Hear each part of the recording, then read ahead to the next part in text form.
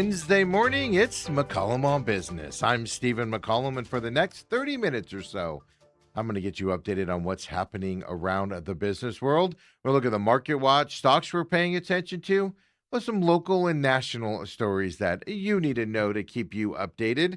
Thank you for joining us. We're here live on YouTube, 7 a.m., Monday through, Thursday during the summer months, July 31st. We'll be back to our normal 5-day work week here coming up. Just taking some Fridays off during the summer to revitalize, get some stuff done, and all of that fun stuff out there. Appreciate you joining me or catching us on demand later in the day.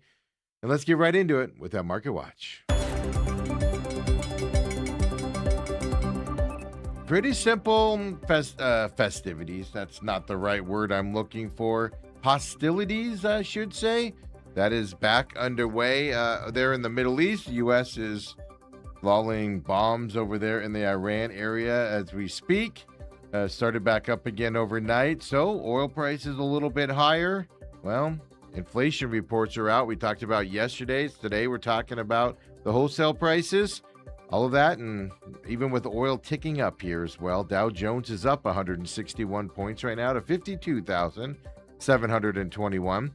The S&P 500 is up to 29 points to 75,76 for it. Then you've got the NASDAQ up 180 points right now, 26,287 for that NASDAQ. The Russell 2K, the small cap index, it's up 17 points to 2982 as of this morning. Bitcoin, well, up a little bit, but look at this also. 65,167 for Bitcoin here on this Wednesday. So it's kind of gotten out of that 63,000 range. Kind of been stuck at the last couple weeks as well. Now let's get into some stocks that we're paying attention to early. And the one everybody's looking and talking about this morning as the market is opened here about 30 minutes ago, and that's PayPal. Yes, yesterday it was IBM. Today it's PayPal. They're up 13.56% right now. Well, Reuters reported that PayPal could be being bought out here, right? Other payment firms, Stripe, and a private equity company called Advent, they've offered to buy PayPal for $53 billion. A lot of money, folks. Reuters said the deal would price PayPal at $60.50 per share. Obviously, it's a premium. You can see it's trading right now at $53.79 with the 13% increase so far today. It was up over 19% earlier in the market morning. I know it's only 30 minutes in, so a little bit of a comeback there as well. The offer, according to Reuters, was submitted earlier this month. We'll have to see how this plays out, but PayPal has a $53 billion offer out there by Stripe and a private equity firm as well. Next up, we're going to look at Pentair. Yes, these guys, water treatment equipment maker, they do that. They do pool stuff, for instance. They're down 13.05% here today. Well, they issued preliminary second quarter results. Did not meet Wall Street's expectations. The company said it expects adjusted earnings of $1.12 per share. Well, the expectation was $1.48 per share, folks. Big miss here by Pentair, and they're down 12.65% here today based off of that news. And then yesterday's, I'm going to say darling to talk about, even though it was bad news, we're going to look at IBM again here today as well. They're up today. Not a lot of buyback here. They're actually down. You see in the market, they were kind of up. A big sell-off here in the last 20 minutes or so, but they're up 1.35% as of right now. They recovered some of its steep losses suffered yesterday. Worst day in record is what IBM ended up at yesterday. We looked at them as a stock. It plunged 25% after releasing those disappointing preliminary results for the second quarter for IBM. BlackRock, Elevance Health, and M&T Banker stocks we're going to look at coming up as well here later in the program. And, it's just interesting right now, at least, the hostilities and things isn't a big thing in terms of the stock market, and people are kind of shrugging off gas prices. And could some of that reason be because of our inflation reporting is coming in fairly good as well. So is that kind of what's helping the market? That's the question that we would have out there, to be honest with you, if we talk about it and what we look at. And we'll get into those wholesale pricing reports here in just a second. Um, I just want to check, guys. Do we have sound up there? Just out of curiosity. Okay, perfect. Sorry. Only reason I asked that is I just got an alert here on my computer, folks. So sorry, we had to do some. Let's do some production stuff. There's a big alert just popped up on my computer as well. And look, let's keep it rolling here with wholesale prices on the market. They unexpectedly fell in June. Yeah, sliding energy costs helped brighten the inflation picture. We saw that yesterday with the consumer report as well. We get all this from the Bureau of Labor Statistics out there as they reported this actually this morning, early this morning. So the producer price index posted a seasonally adjusted 0.3% decline for the month. That was compared with the consensus estimate for the final demand cost measure was supposed to be unchanged. Yeah, so that makes it on an annual basis. The index indicated a 5.5% inflation rate. The May reading, well, it was revised sharply lower from an initially reported increase of 1.1% to 0.6%. Now, if you want to do the core PPI, which of course core excludes food and energy, it rose 0.2%. Well, the expectation was 0.3% increase for the core number. The core PPI less trade services actually rose 0.1%, and it was up 5.1% from a year ago. So, we got the consumer prices yesterday that kind of showed some weak inflation levels. This index also, as yesterday with the consumer side, all benefiting from energy costs going down, easing, particularly oil falling due to that brief pause in tensions between the U.S. and Iran. Goods services posted a 1.4% monthly decline. That's the biggest drop since July of 2022. Energy slumped 6.4%. Final demand food prices were off 0.6%. Within that goods category for this one, gasoline tumbled 12%. That accounts for about 2/3 of the monthly decrease as well. So oil prices go down, causing gas prices to go down. What a shocker. Inflationary pressures go away as well. Service prices rose 0.2%, basically because of that 0.4% increase in the trade services side of things. So the wholesale reporting out there, coming in below levels, and we're seeing those inflation reports. Now, 1 month of lower inflation reports doesn't mean we beat inflation, especially now oil prices ticking back up. So it is something to something to keep an eye on, be aware of, but not something, maybe it's something moving in the right direction. One thing that's not moving in the right direction, mortgage rates. Yeah, they rose last week to the highest level since August of 2025. That caused homebuyer demand for loans, obviously, to pull back.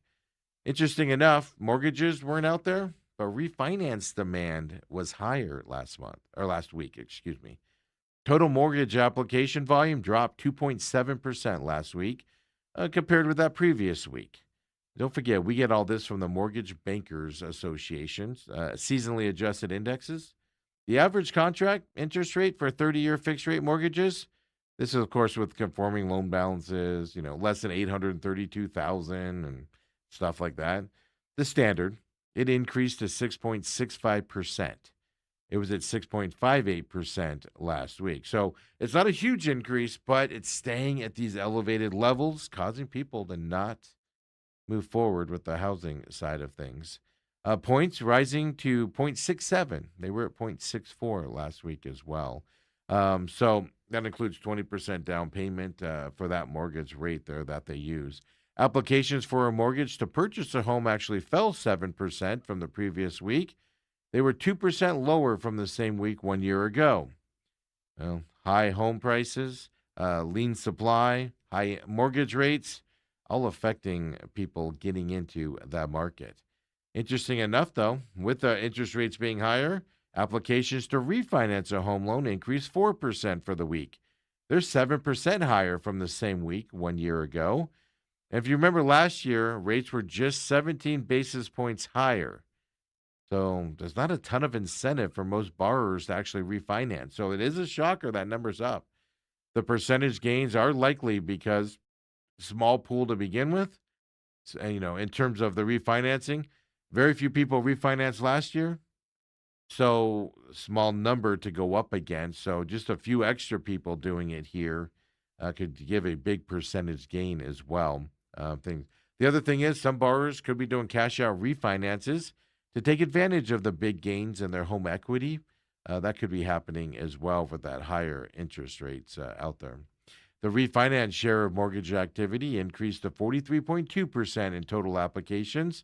Before that, it was at 40.6% the previous week as well. So interest rates continuing to be an issue along with record high home prices and just that whole market in general out there. Yesterday during the show, I told you Federal Reserve Chairman Kevin Warsh, well, it was his first time on Tuesday in front of Congress, some of those finance committees there in Congress. Well, he made some comments. We told you a little bit about his comments yesterday, a little bit more details here. But he said in front of the finance group that he will make high inflation a thing of the past. But he didn't say, he didn't signal, he didn't hint about any of the central bank's next steps moving forward. Fed policymakers have no tolerance. Excuse me, this is what he said. I should tell you, he said this, not me. Fed policymakers have no tolerance for persistently elevated inflation as well. So they want to get this down. And he went on to say, we share a resolute commitment to restoring price stability, is what's his quote, headline quote there yesterday. Now, it's his first time in front of Congress since becoming the chair just last month, of course, replacing Jerome Powell. But he does have an issue. He heads a sharply divided rate-setting committee there in the Fed. About half of the 19 policymakers penciled in higher interest rates by the end of the year in their forecasting released last month. Another half, they've signaled that they support keeping rates unchanged. Some of those halves do favor more of cutting them, but unchanged is a favorable amount as well, which means Warsh faces a stiff challenge in reconciling the divided committee while also navigating the constantly changing economic outlook, right? The war in Iran caused inflation to shoot up, caused some policy changes. Now, at least with these reportings here the last couple of days, inflation's dropping with the gas prices. So now you've got that rapidly changing outlook. So good luck to him, right? Staying on top of this constantly and rapidly changing economy out there as well. Move away from those types of government stories and move along to company stuff out there. And you knew it was coming, but there's another challenge here to the Warner Brothers Discovery and Paramount Skydance merger coming our way. The Writers Guild of America is now joining into the fight. We know yesterday we told you 12 states got involved, including Arizona. Well, now the Writers Guild of America is the latest group to challenge Paramount's $81 billion acquisition of Warner Brothers Discovery. They got involved in this because they filed a lawsuit that seeks to block the merger on grounds it would cause specific harm to movie and TV writers working across the United States. Now, everybody's going towards harm, right? The states are doing the same type of a situation. A Paramount-Warner merger threatens, this is what they said in their filing, threatens the economic and creative health of the American entertainment industry. Yeah. So both filed by both the Writers Guild of America West and the Writers Guild of America East. So basically the Writers Guild of America, but both entities did file this together as well jointly. Now, the union's arguing that the merger would create less competitors and give larger company, quote, both the incentive and the ability to lower wages and number of projects that offers workers employments. So a Warner Brothers Paramount Skydance tie-up merger, they said it'll bring together 2 of the 5 last legacy studios in Hollywood. Obviously, Warner Brothers and Paramount. Now, they also say it would mean putting Warner's HBO Max, that's Harry Potter, those types of series, and CNN, for instance, under the same roof as CBS, which has its own Paramount as well, which has its own giant entities. 2 large companies merging together, Top Gun, Paramount Plus streaming service, along with HBO Max, combining those two. It's what they are afraid of. Now, the complaint here by the Writers Guild of America alleges that the merger violates antitrust laws because it reduces competitions in three markets for writers. Writers for episodic TV and streaming services, TV writing deals overall, and then screenwriting for the biggest theatrical films. So three categories is why they're balking at this deal. Now, Paramount and Skydance, they came out in a response, and they maintained that a combined Warner's Paramount would actually allow the company to expand opportunities for writers, not shrink them, was what they put out in a statement. But they also reiterated in the statement pledges that they made when they made this deal happen. They would say they'll continue and pledge to release at least 30 movies a year with the 45 window exclusive to theaters. Then they said it would continue to commission from independent production companies while maintaining two distinct film studios. They committed that from the beginning in this story. But Writers Guild of America jumping in on this deal as well. And the more people that climb onto it, the more pressure of this deal falling apart as well moving forward. I mean, Netflix definitely wasn't the company when they had the bid for the merger, because Netflix would really ruin theaters and those types of entities and go to streaming only. If there is going to be a merger, it would be Paramount to Skydance way to go, but it'll be interesting to see how this plays out with more and more pressure on these companies. And the DOJ has already signed off on it. So now these are the legal fight side of it from private entities. Interesting development here. And, memory chips, we talk about that all the time, through the roof. They're like up 3,000% in price, memory chips are, with the demand issues because of data centers. Well, now we find out, at least from one tracking source, that global smartphone shipments fell in the second quarter, all because memory and storage shortage continues to bite into consumer technology industries. Specifically, not that they can't even get the parts, but that they can't afford the parts. It's costing their margins to go down as well because of the pricing of these parts. So this is from Counterpoint Research, which is one firm that tracks this stuff one way. There's three different entities that track these, and they all track them differently, by the way. Go figure. But they say, Counterpoint Research says smartphone shipments declined 11% year over year. So it's the segment's worst second quarter in 13 years.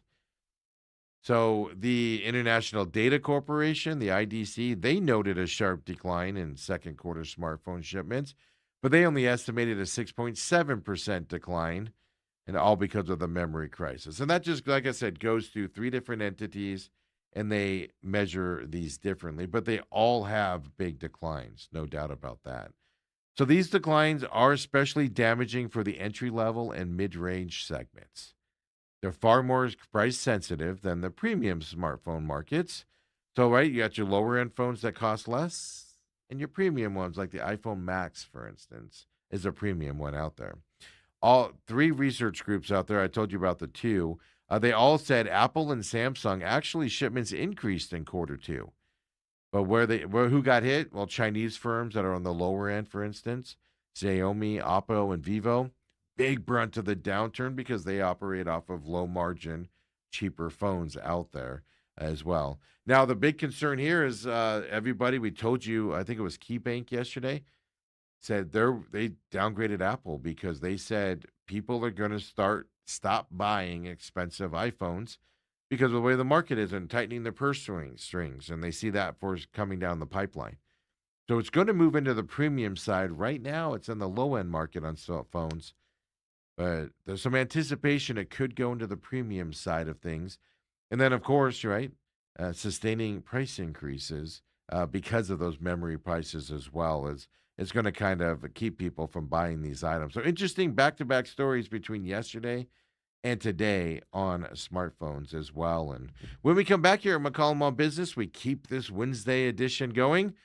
We got Katie Hobbs. Remember that moratorium she signed about tax breaks for data centers? Wait till you see how many were filed before that moratorium goes into effect for those tax breaks. Is it even a tax break if everybody rushes to file their tax breaks beforehand? Well, we'll talk about that coming up. And folks, I'm a little hungry today. We're going to talk some exciting food items out there. 3 or 4 of them coming your way. So you want to stay with us. McCollum on Business.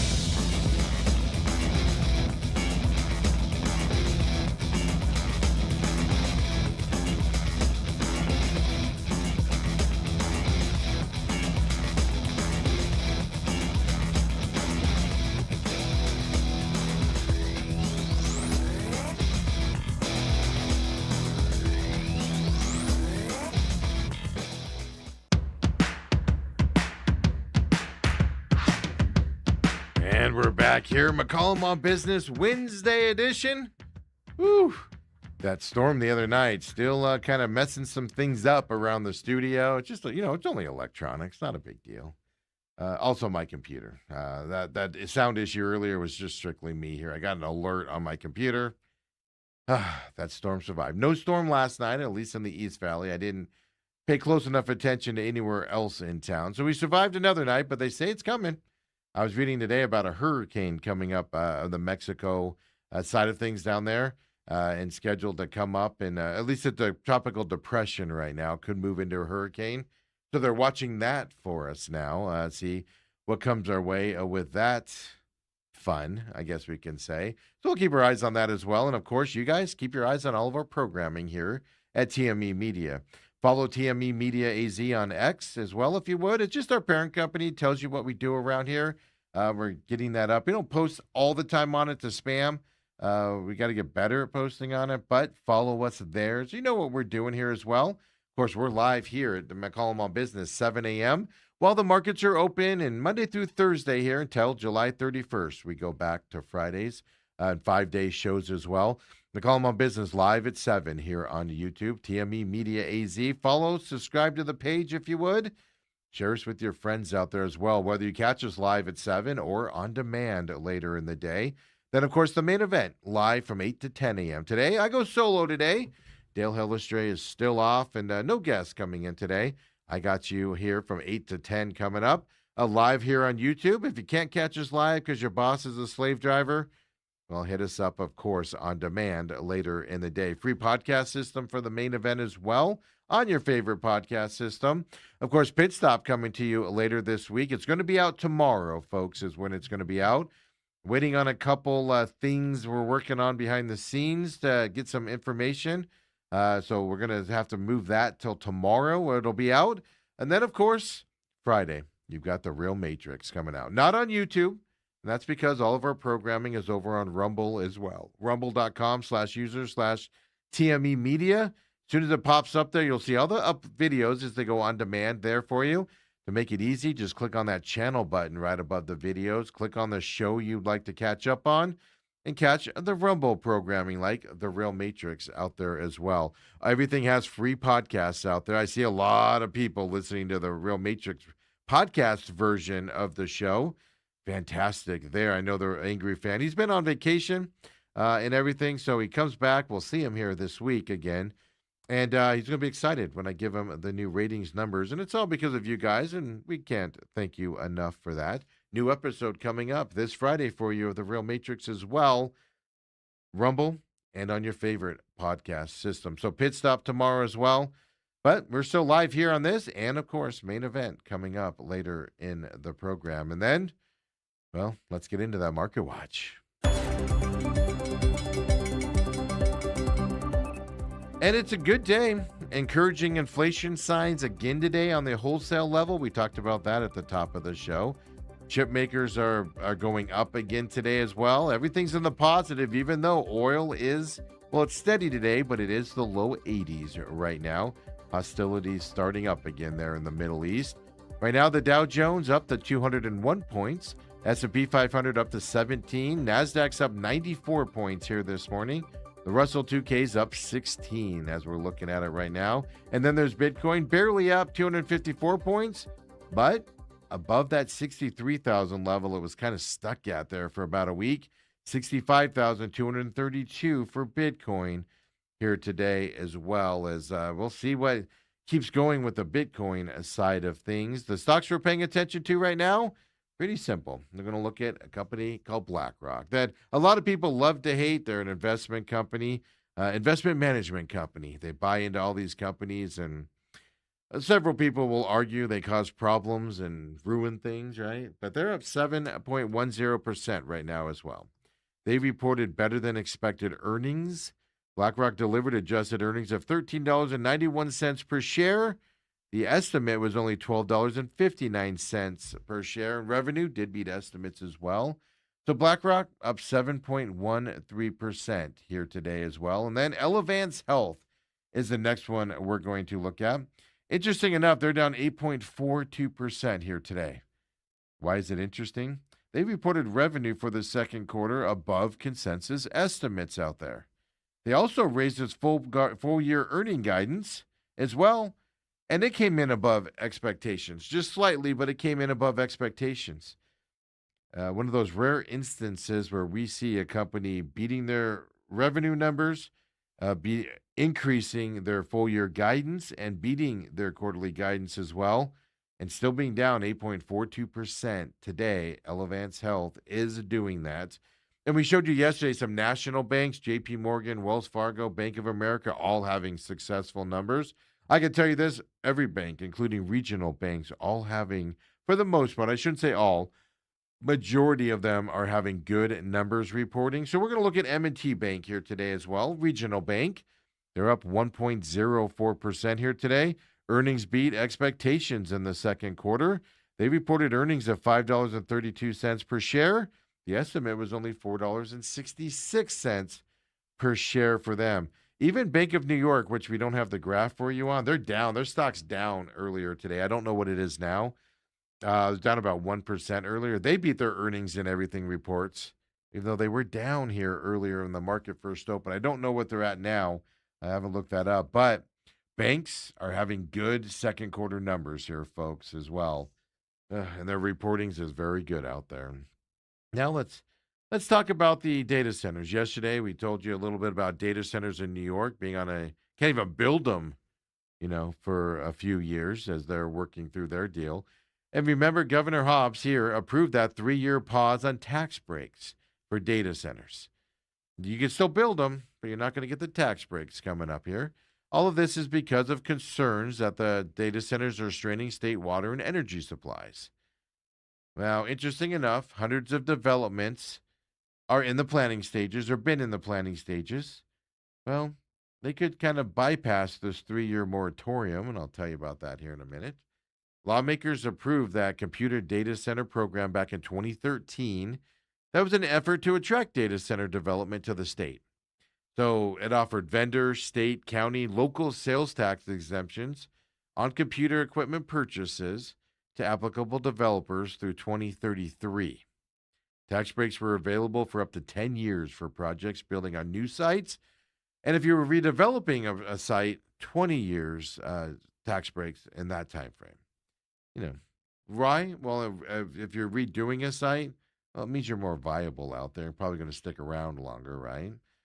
Well, now the Arizona Commerce Authority, which actually oversees the program, they now say 83 data center developments have benefited since this was introduced in 2013. Well, pause on taxes here, the 2 weeks leading up to that pause on tax breaks, the Commerce Authority said it received 113 new applications. Yeah, 10 applications shy of the total amount of requests it's received since 2013, folks. Actually denied some of these as well. Yeah, everybody's cramming it in there. Now, why? Well, because there was a July 1st, it was a date of the moratorium on that. So the proposals got in before July 1st and makes them still eligible for the tax breaks. So what's a 3-year moratorium? Even if they deny some of these, let's say 100 of them, let's say 90 of them get approved. What's the point of a 3-year moratorium if you're going to approve more now than you did in the, since 2013 level? The Commerce Authority says the applications mostly come from facilities that are already approved or in the process of expanding. Well, some may still represent new data center projects as well as what they're claiming. Only some of them are. Okay. After receiving the application, the Commerce Authority does have 60 days to decide if a project qualifies for the deal. Qualifications, what makes you qualified? Well, it's based on how much the project has invested or even plans to invest in the community. Investment benchmarks do vary depending on when and where the facility is built out there. So, 3-year moratorium, and we still could see an approval of more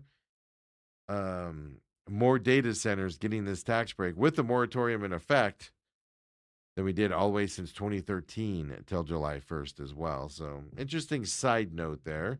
That's one reason why they let bills take a little bit to go into effect so people can squeeze in before the negative side, right?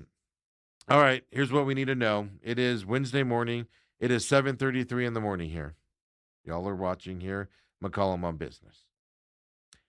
Which one of you, and if you're watching us on demand later, here's the question. Which one of you bought Gus yesterday? Which one of you did it? Out yourself now. We need to know. I know it's somebody that watches this program. A Tyrannosaurus rex fossil, which has been long billed as one of the world's largest and most complete specimens. Yeah, it was sold yesterday. Mystery bidder. So we don't know who it was. You see it on your screen there. That's it. $50.1 million is what somebody purchased it for. Yeah. Sotheby's said the 67-million-year-old fossil, and that's where you get it. It's nicknamed Gus. Well, it's now the most expensive set of dinosaur bones ever auctioned off. Yeah.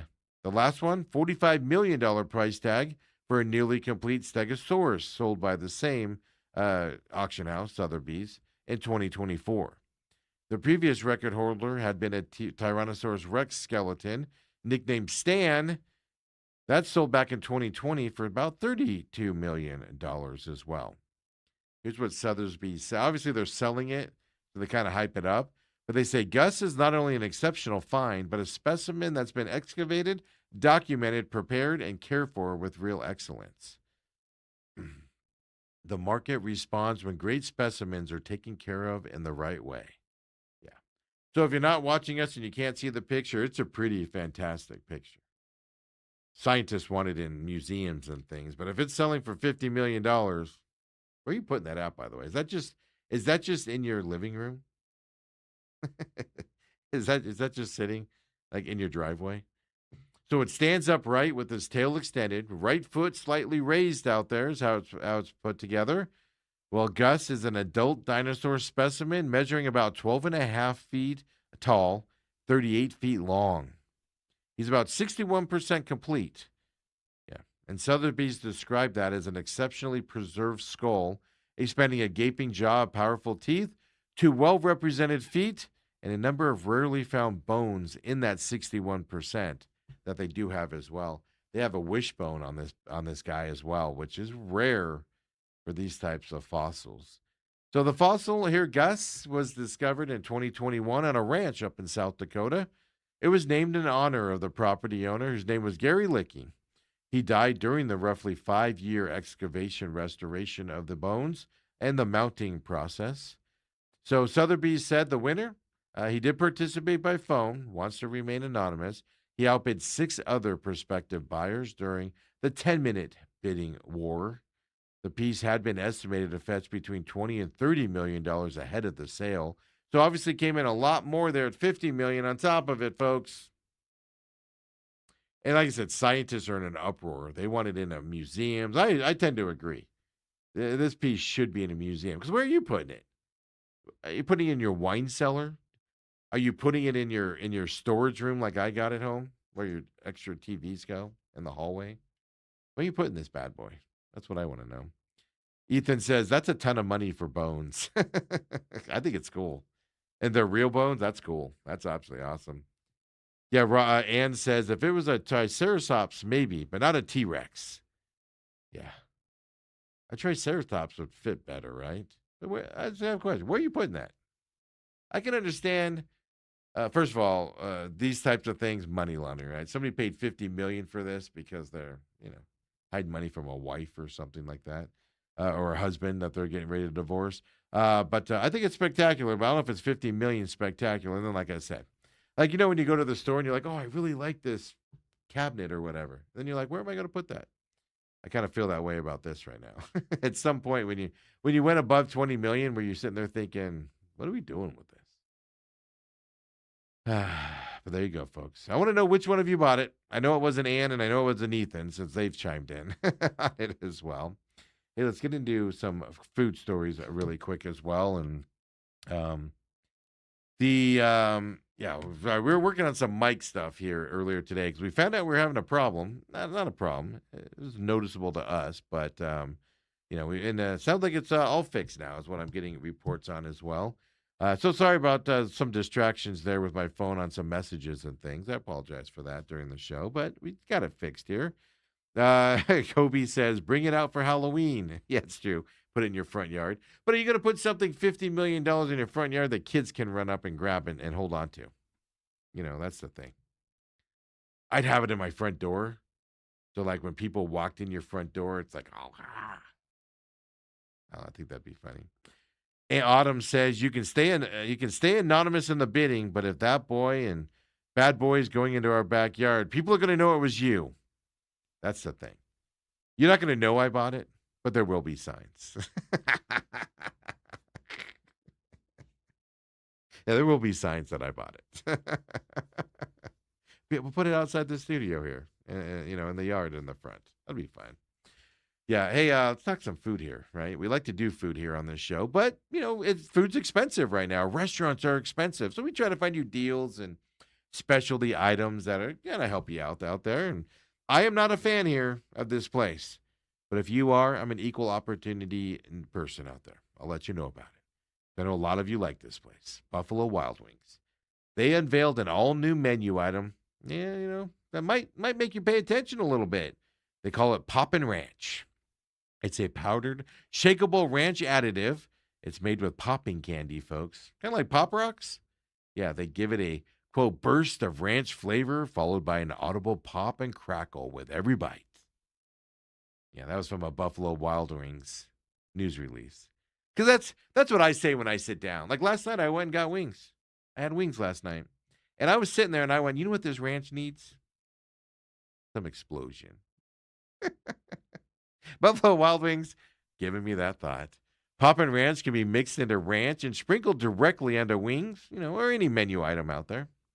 The launch comes in time for National Chicken Wing Day on July 29th. To celebrate that National Chicken Wing Day, Buffalo Wild Wings is giving away free bone-in or boneless wings for any $15 purchase. There you go, folks. A deal coming your way. And now Poppin' Ranch. It's going to launch Monday, July 20th. The Poppin' Ranch is 99 cents per packet, by the way. $1 per packet? Yeah, because this, like I said, I don't think I've ever dipped anything in ranch or poured ranch over anything and then proceeded to say, you know what I need? Some poppin'. I want Pop Rocks in my ranch. Never once. Who came up with that? Ann chimes in and says, gross. But in that deal, a deal coming for you here on National Chicken Wing Day coming up as well. So take that out of the story if you'd like instead. And then we got to talk McDonald's here. I don't know if I trust this either, to be honest with you. Caesar sauce is coming to the menu at McDonald's. Yep. So Caesar sauce. They're going to offer McDonald's Caesar sauce on July 21st as a limited time option on chicken menu items coming up. The new Caesar sauce is described as a creamy, garlicky Parmesan blend infused with notes of lemon. Yeah. Among the menu items that you can put the Caesar sauce on, Caesar snack wrap. That's a McCrispy strip topped with shredded cheese, shredded lettuce, and Caesar sauce wrapped in a tortilla. That'll be available nationwide for $2.99. McCrispy strips with Caesar sauce. Those are the restaurant chain debuted back in May, but now you can pair it with the new Caesar sauce out there. Bacon Caesar McCrispy. A McCrispy filet topped with Caesar sauce, bacon, shredded lettuce, Roma tomatoes, onions, and crinkle-cut pickles on a toasted potato roll, folks. Caesar sauce, something you're interested in? Did anybody wake up and go, you know what I need on my McDonald's food? Caesar sauce. That's the question. That's the question of the day. Who asked for this stuff? So we need to answer some questions. One, did you guys ask for this? And two, which one of y'all bought the dinosaur? Well, we need to know here on the program. Inquiring minds that need to know as we talk about that. And now, finally, Krispy Kreme turns 89 years old this week. And they're celebrating and offering customers a deal on the most iconic menu item. You guys know what Krispy Kreme is known for. On Friday, July 17th, so this Friday coming up, customers can score a dozen original glazed donuts for just 89 cents with the purchase of any dozen at regular price at participating shops in the United States as well. A limit of 2 dozen per customer in shop and via the drive-thru. 1 dozen for online pickup and delivery orders. So there are limits here, folks. Every Krispy Kreme birthday is really a celebration of our fans. That's what Krispy Kreme said in a reporting there.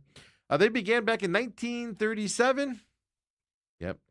And still around today, and they want to give you a deal, folks. So next, make a note. Friday, you're headed into the office, want to impress some people, want to be nice.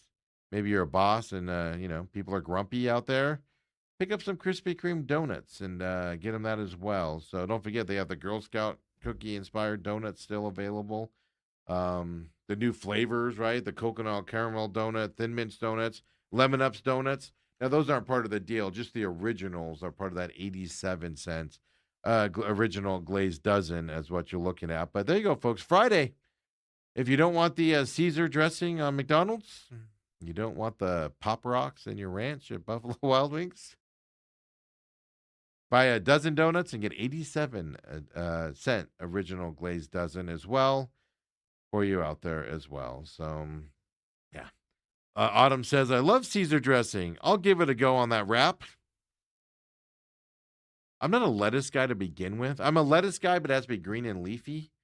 And now with all the story of this disease out there, yeah, no thank you. Not interested in your crappy lettuce. Literally.